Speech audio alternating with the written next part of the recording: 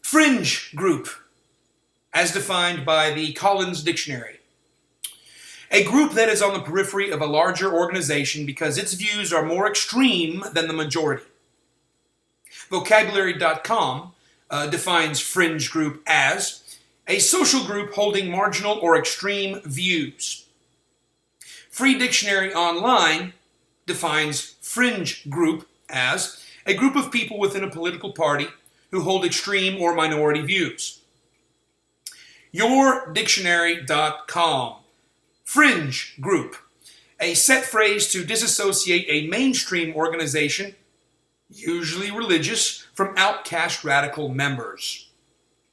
And of course, the standard of all dictionaries, not to mention the most confusing, Merriam-Webster's, defines fringe group as something that is marginal, additional, or secondary to some activity, process, or subject, a group with marginal or extremist views. So that's 5 definitions of fringe group, and they all say vaguely, if not precisely, the exact same thing. They all use words like minority, extremist, radical, outcast. So speaking of Islam, whenever I hear another story about how Muslims have created some sort of global dissent, either through beheadings or public executions or, the run-of-the-mill suicide bombing, and then when the liberal mainstream media likes to defend Islam as a religion of peace, saying, no, this was just a marginalized minority of radical outcast fringe groups causing all of this terrible behavior, I think to myself, yeah, okay,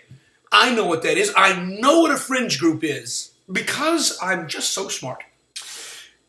But then I have to ask myself, which fringe group was it? You see, in the beginning it was all Al-Qaeda and the Taliban, but since they've lost their power, or so they say they have, now it must be one of the other extremist fringe groups, like maybe Hamas or Hezbollah, which literally means party of God.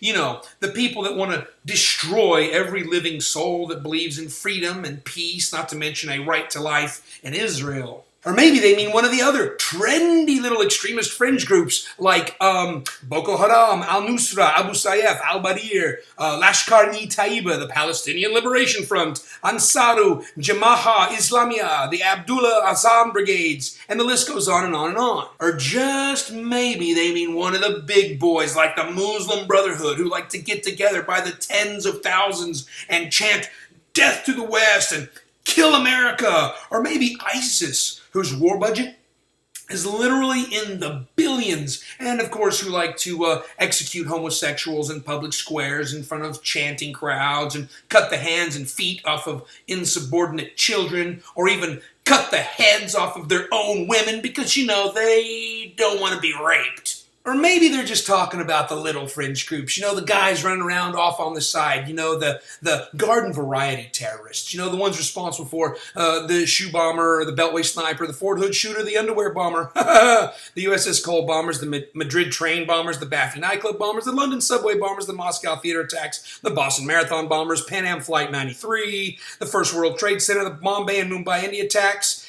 September the 11th right here in America, and now the massacre in Paris, France. And all this really just scratches the surface, of embassy bombings and tourist hotspot massacres and airline hijackings, all done in the name of Allah and the Nation of Islam, perpetrated by some, fringe group.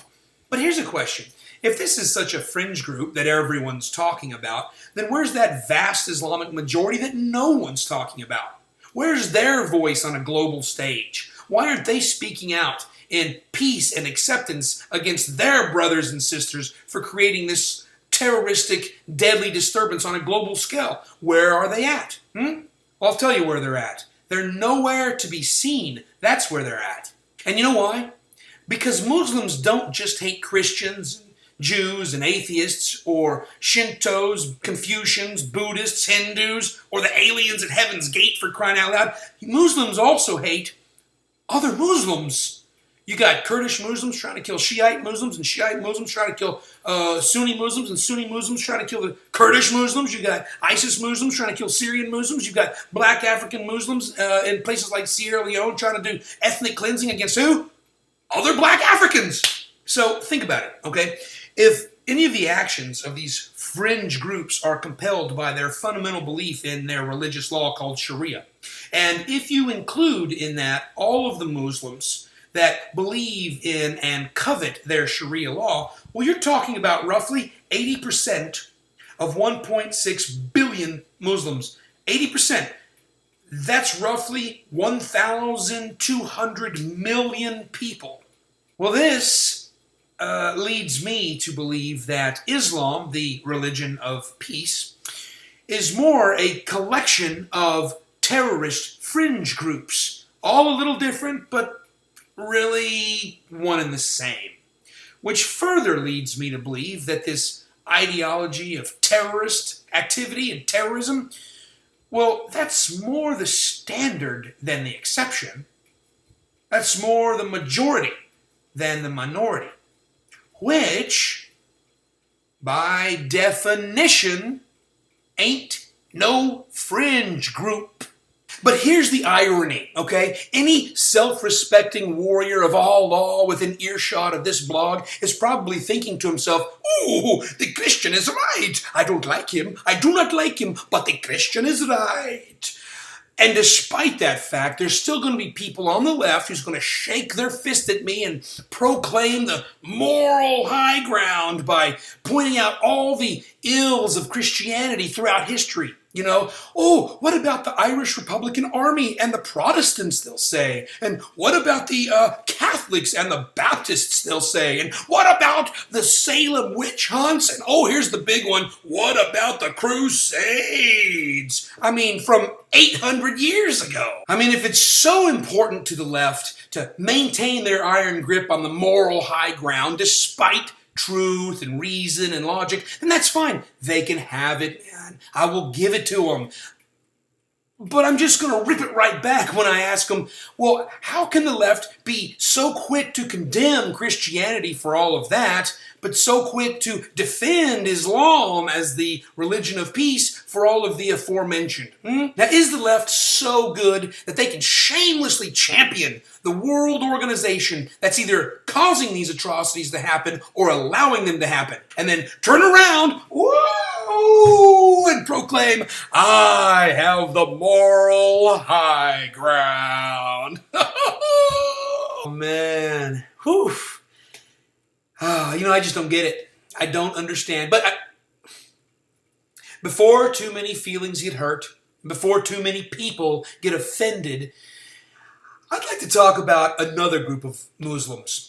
A group that I haven't talked about yet. In fact, this particular group of Muslims never gets mentioned. Not in the public, not in the media, not in the forums. The only time that this group of Muslims ever does get mentioned is when the left misrepresents them by implying that these terrorist extremist groups are actually a part of their religion. What group of Muslims could I possibly be talking about? Well, get this. Happy Muslims. Think about it real hard. When was the last time you heard the phrase happy Muslims? Are they real? Do they even exist? Well, the answer to that question is most definitely yes, they do. But they're not the ones walking around in rape gangs, blowing things up, dismembering, and murdering people. They're the ones that live in places like New York City, San Francisco, Chicago, Canada. There's pockets of happy Muslims in Europe where you're still free to think, feel, and believe how you choose. These are the Muslims that put a great deal of value in things like freedom and liberty, individuality, equality. They believe in every person's right to dream and the right to life. Now, in a vast nation from which comes this daily global attack on peace and tranquility, the scant few Muslims who are actually happy, well, that's a pretty extreme view. Wouldn't you agree? Happy Muslims are the ones that define this marginalized minority of radical outcasts. So you want the true fringe group in the Nation of Islam, the one that everyone's talking about but don't even know it? Well, I give you happy Muslims. The ones that I think ultimately might just save us all. But what do you think? Comment, subscribe, like, share. In the meantime, that's more from the layman.